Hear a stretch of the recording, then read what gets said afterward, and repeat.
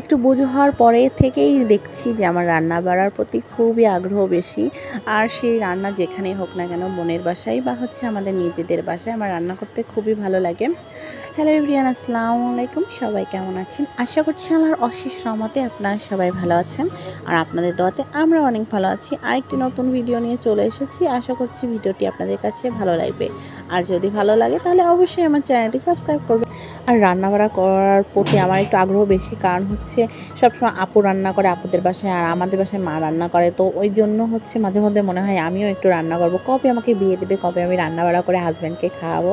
তো আপুর বাসায় যখন যাই তখনই হচ্ছে বললাম আপু হচ্ছে রান্নাবাড়া করে, আর আমার বললাম এই যে খুন্তি ধরা, যা নাড়াচাড়া করে, এগুলো আমার করতে খুবই মজা লাগে। আমি রান্না করি আর না করি, এইগুলো করতে আমার কাছে খুবই ভালো লাগে।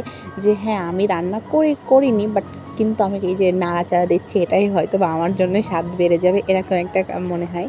তো আজকে বিরিয়ানি রান্না করছিল, তো সেইটা হচ্ছে পোলট্রি মুরগি বা হচ্ছে আমরা ব্রয়লার মুরগি বলি, সেই ব্রয়লার মুরগির বিরিয়ানি রান্না করছিল। আর এই বিরিয়ানিটা রান্না হচ্ছিল বাচ্চাদের জন্য, আর তার ভিতর তো আমিও আছি। ওরা খাবে, আমি খাবো না তা কখনো তো হবে না। আর এটা অনেক টেস্টি হয়েছিল। আমি আপাকে বলেছিলাম যে এত টেস্টি কী জন্য হলো।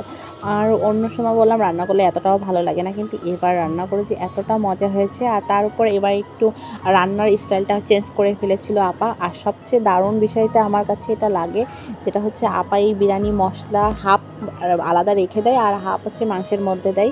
ওই যে হাফ রেখে দেয় তার ভিতর হচ্ছে গুঁড়া দুধ, ঘি আর হচ্ছে গিয়ে চিনি ও বেরেস্তা থাকে, সব একসঙ্গে মাখিয়ে তারপরে হচ্ছে এই যে লেয়ার লেয়ার করে দেয়। দেওয়ার পরে হচ্ছে গিয়ে ঢাকা দিয়ে তারপরে রেখে দেয়।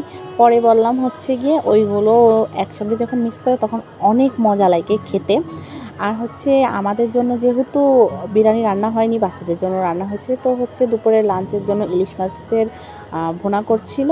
আর এই যে কচুরলতি দিয়ে চিংড়ি মাছ, তার সাথে ছিল আলুর তরকারি। আলুর তরকারিটা সকালে ছিল, যেটা টেবিলেই রাখা ছিল, তো ভাবলাম আপনাদের সঙ্গে শেয়ার করি। তো এটাও আমি ঢেকে একটু পর হচ্ছে ফ্রিজে রেখে দিয়েছিলাম। আর হচ্ছে গিয়ে ছোটো মাছ রান্না করেছিল, যেটা হচ্ছে আমাদের এখানে মায়া মাছ বলে। আর মায়া মাছটা রান্না করেছিল টমেটো দিয়ে আর আলু দিয়ে, হালকা ঝোল করেছিল, আর উপর দিয়ে একটু ধনেপাতা ছড়িয়ে দিয়েছিল।